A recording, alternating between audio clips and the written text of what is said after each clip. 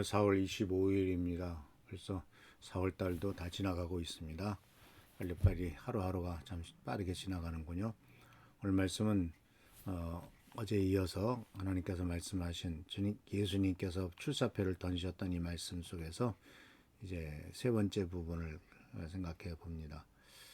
주님의 영이 내게 내리셨다. 주님께서 내게 기름을 부으셔서 가난한 사람에게 기쁜 소식을 전하게 하셨다. 주님께서 나를 보내셔서 포로된 사람에게 해방을 선포하고 눈먼 사람들에게 눈뜸을 선포하고 억눌린 사람들을 풀어주고 주님의 은혜의 해를 선포하게 하셨다. 여기서 보면 억눌린 사람들을 풀어준다라고 하는 말씀이 있습니다.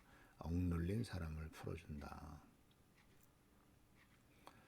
그 억눌린 사람을 풀어주는 일이 예수께서 이 땅에 오셔서 내가 할 일이 바로 그거다라고 이렇게 말씀하고 계신 것이죠. 어제는 눈먼 사람의 눈뜸에 대한 얘기를 했고 오늘은 억눌린 사람을 풀어준다. 억압받는 사람들을 풀어준다.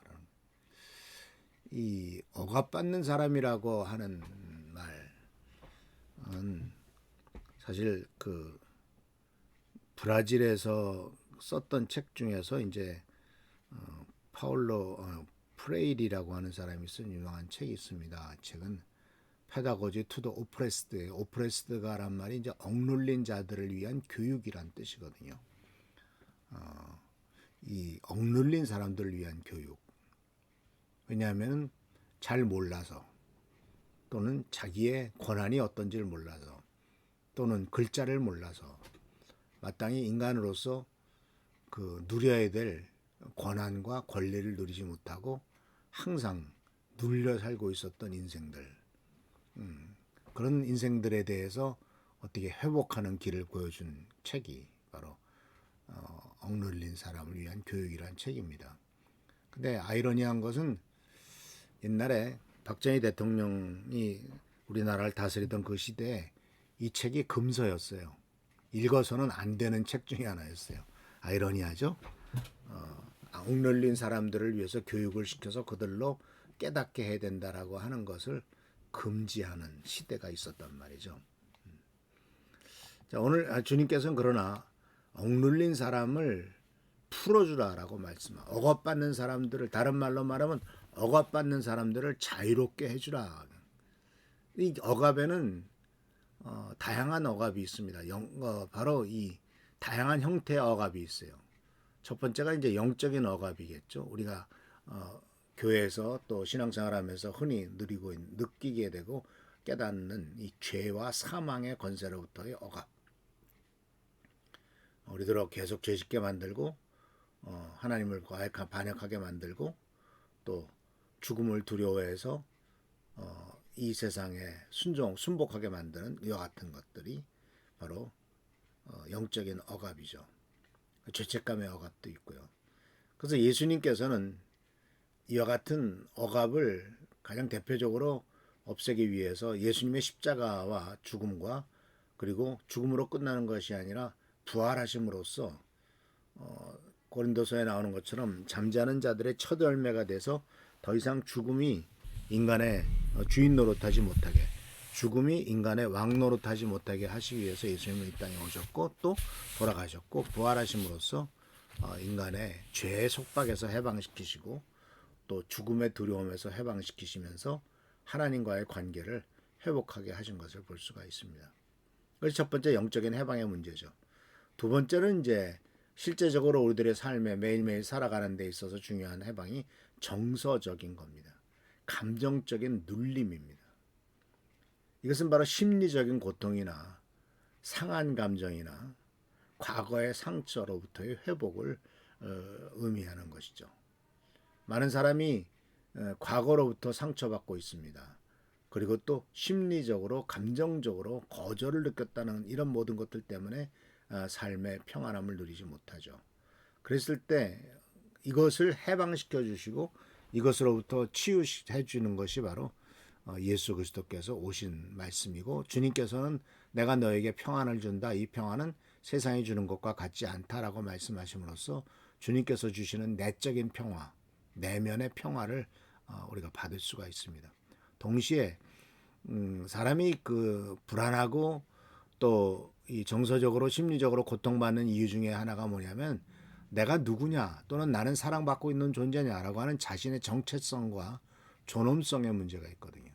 근데 이 정체성과 존엄성의 문제를 예수님께서는 분명히 너는 내 사랑하는 아들이고 내 사랑하는 딸이다. 하나님께서 그렇게 말씀하시고 또 우리는 인간은 바로 모두가 다 하나님의 형상으로 지음을 받은 존재다라고 하는 대단한 이 존엄의 근거를 대주고 있는 것을 보게 됩니다. 그래서 억눌린 자는 바로 눌린 자는 자기 자신이 귀중한 존재요 사랑받는 존재다. 사랑받기 위해서 태어났다 하는 것조차 믿지 못하고 알지 못하는 상황에 있지만 성경은 분명히 하나님을 통해서 또 예수 그리스도의 사랑을 통해서 우리들이 사랑받는 존재요 사랑받기 위해서 태어났고 우리들은 존엄한 존재다라는 것을 분명히 가르쳐 주고 있죠. 또 한 가지 어려운 부분이 있습니다. 이 억눌린 사람에 대한 어려운 부분은 사회적인 억눌림입니다. 구조적인 억눌림이죠. 이 문제는 참 쉬운 부분이 아니에요. 왜냐하면은 세상이 정직하고 바르게 옳게 살면은 부자가 될 수가 없어요. 또 아주 바르게 옳고 살려고 한다면 여유 있게 살지를 못해요. 참 아이러니한 거죠. 정직한 사람이 잘 살고 정직한 사람이 복 받는 사회가 돼야 되는데 약삭 빠르고 적당하게 하고 또 하나님의 뜻보다는 인간의 욕심과 정욕을 따라서 수단 방법을 가리지 않는 사람이 훨씬 잘 사는 것처럼 보이는 세상. 그리고 사회적으로 짓눌리고 경제적으로 짓눌리고 정치적으로 억압받는 세상. 이것이 사실 우리나라뿐만 아니라 많은 전 세계에서 경험하고 있는 것 아닙니까? 이런 것에서 해방이 필요하다라는 거죠.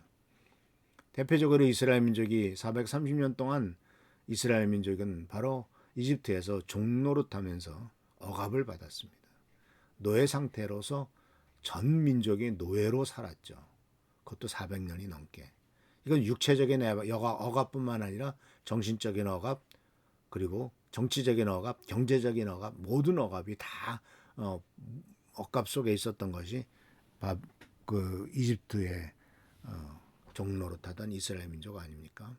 그래서 이런 것들에서부터 해방시키려고 하는 것이 바로 하나님의 뜻이고 예수님께서도 이 땅에 오셔서 우리 모두가 인간은 다 평등하게 태어났기 때문에 평등한 기회와 권리가 보장되는 사회를 만드시고 그렇게 살 것을 요구하고 계신 것을 보게 됩니다. 그래서 예수님께서는 해방시키시되 어떤 귀신에게 들린 그러한 그 영적인 해방뿐만 아니라 정신적인 면, 신체적인 면, 신체적으로는 병들어서 또 정신적으로는 여러 가지로 눌려서 또 경제적으로는 너무 가난해서 이런 모든 것들로부터 해방시키시고 또 축복하시고 치유하시기를 원하셨고 그렇게 오셨다라는 사실을 꼭 기억하시고 실제로 예수님께서는 이 세상 사시면서 모든 종류의 억압받는 사람들을 모든 종류의 억눌린 사람들을 해방시키시고 또 그들에게 자유와 희망과 축복을 주셨다라는 사실을 기억하시길 바랍니다.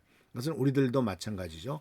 우리도 그렇게 살아야 되고 또 그런 주님께서 주시는 자유와 해방을 누릴 뿐만 아니라 그 받은 자유와 해방을 통해서 다른 사람들도 자유롭게 하고 해방시키는 놀라운 축복과 은혜를 전달하는 우리 모두가 되어야 될 줄 믿습니다. 이것이 복음 전하는 데 있어서의 또 하나의 중요한 부분이다라는 사실을 기억하고 또 어렵지만은 사회적인 문제들, 정치적인 문제들에 대해서도 우리가 기회가 있으면은 목소리를 내고 또 이것은 말씀대로 정말 할 수 있도록 행하는 우리 모두가 되기를 축원합니다. 할렐루야 축복합니다. 기도하겠습니다. 오늘도 주님의 돌보심과 은혜 가운데서 승리하는 삶, 복된 삶을 살기 원합니다. 간절히 간구하고 나오니 우리들의 삶을 축복하여 주시고 우리의 삶 속에 진정한 하나님의 회복과 은혜를 경험하는 삶이 되도록 역사하여 주옵소서. 그뿐만 아니라 우리들도 다른 사람을 회복하게 하고 해방시키는 일에 힘쓰는 우리 모두가 되도록 인도하여 주옵소서. 예수님의 이름으로 축복하며 간절히 기도하옵나이다. 아멘. 오늘도 주님의 은총과 은혜 가운데 승리하는 하루가 되기를 바랍니다. 우리 최 장로님과 우리 단은선 선생님에서 기도해 주시고 여러 가지 육체적인 질병 때문에 고생하는 분들도 속히 해방되도록 기도해 주시길 부탁드립니다. 할렐루야 축복합니다.